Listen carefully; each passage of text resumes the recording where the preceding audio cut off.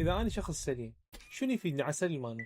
جسم الإنسان بطبيعته يتقدم بالعمر، وكل ما تقدمنا بالعمر فطريا تبدي تضعف مناعتنا وتضعف العمليات الأيضية اللي تصير داخل الجسم، وتبدي تصير عدة التهابات خفيفة صامتة، وهاي الالتهابات الصامتة مرتبطة بالشيخوخة المبكرة ومرتبطة بأغلب أمراض عصرنا مثل السكري والكوليسترول العالي والضغط العالي.